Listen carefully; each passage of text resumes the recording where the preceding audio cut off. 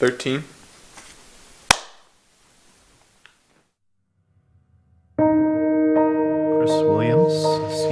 Chris Williams, CHRIS-WILLIAMS. El 9 de febrero de 2007 nos chocó un adolescente ebrio y perdieron la vida mi esposa, Michelle, que estaba embarazada de nuestro quinto hijo, Benjamín, nuestro segundo hijo, y nuestra única niña, Ana.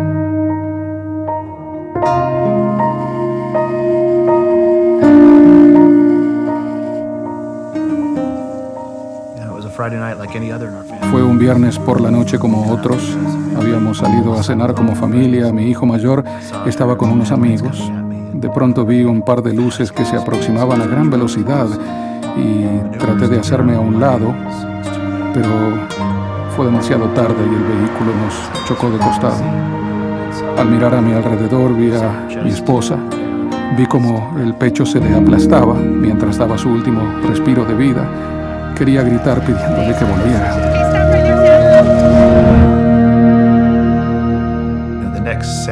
Lo siguiente que oí fue a mí mismo llorando con gran angustia. Fue como si estuviera fuera de mi cuerpo oyéndome y dándome cuenta de que era yo quien producía esos sonidos. Nunca me había sentido tan vulnerable en mi vida, tan destrozado espiritual, emocional y físicamente.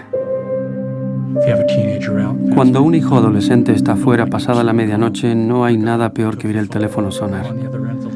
Me levanté, contesté, y era un hombre que llamaba del departamento de policía de Salt Lake City.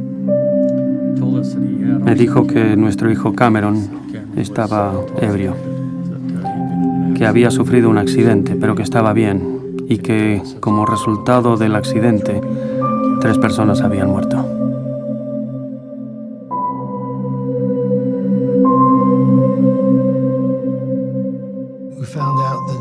Apenas nos enteramos de lo ocurrido, fuimos al hospital donde habían llevado a la familia de Chris. Y aún en esos momentos tan trágicos, Chris estaba acostado en una camilla con un collar ortopédico. Y una de las primeras cosas que preguntó fue cómo estaba el joven que conducía el otro auto. Durante los primeros meses después del accidente sentía que una gran parte de mi vida se había marchado. Es algo muy difícil de vivir. Me arrodillaba y quería hablar con mi Padre Celestial mientras me sentía tan solo y tan angustiado. Fueron conversaciones muy interesantes. Dios no trata de dar alivio de inmediato, primero escucha, y eso me ayudó mucho. Me permitió arrancarme del pecho todo ese enojo, pero también siempre regresaba a mí y me enseñaba sobre su Hijo, Jesucristo. Cuando sentía rencor o en medio de una gran soledad, no lo dirigía hacia la persona que había causado aquello, sino que se dirigía solo hacia el Salvador.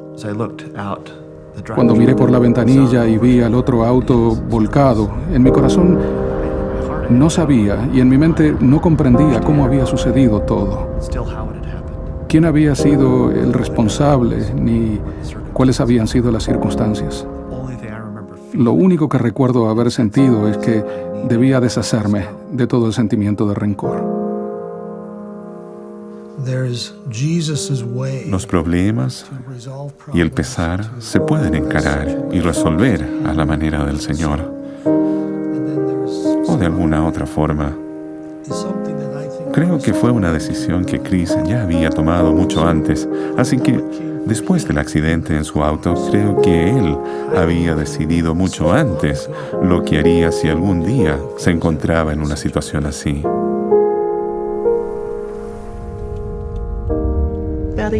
Hace más o menos un año, Chris y Cameron se vieron por primera vez y hablaron. La primera vez que lo vi, recuerdo que él estaba sonriendo, pero yo no podía sonreír porque veía cara a cara al hombre a quien le había causado tanto daño Me saludó y estuvo totalmente dispuesto a hablar sobre lo que había ocurrido aquella noche y cómo se sentía él. Chris dijo las cosas que Cameron necesitaba oír, sin escatimar palabras. Le hizo saber exactamente cómo se sentía. Quiere que olvide lo que sucedió, que fije una fecha para olvidar lo sucedido y seguir adelante con mi vida. No hay forma de explicarlo. Es un enorme sentimiento de gratitud y de fortaleza el verlo a él y ver cómo ha actuado en esta situación.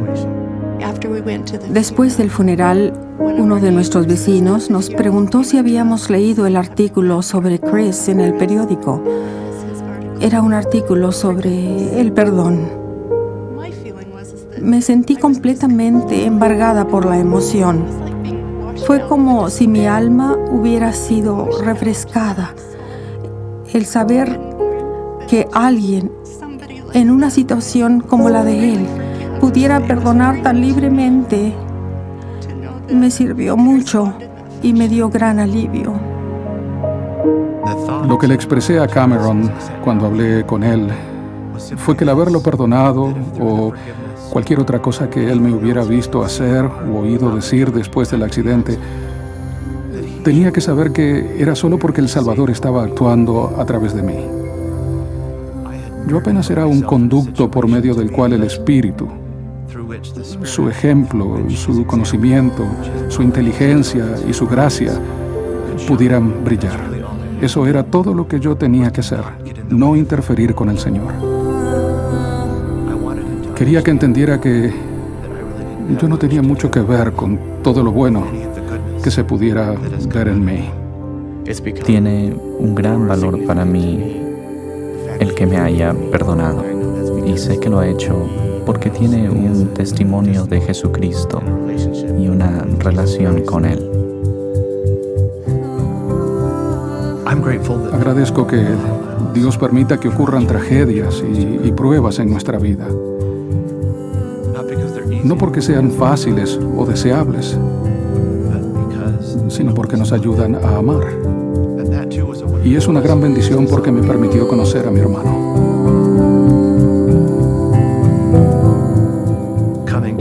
El conocer a un varón de dolores y experimentado en quebranto como he llegado a conocerlo es la razón por la cual fui enviado aquí. Y ha sido tremendamente difícil el tener que aprender esas lecciones de la forma como las he aprendido. Pero siempre salía de esos episodios de dolor con la seguridad y la esperanza de que tal vez un día lo vea tal como Él es. Un día espero ser como Él. Y un día volveré a estar con mi esposa y con el resto de mi familia. Eso es lo que me mantiene en pie.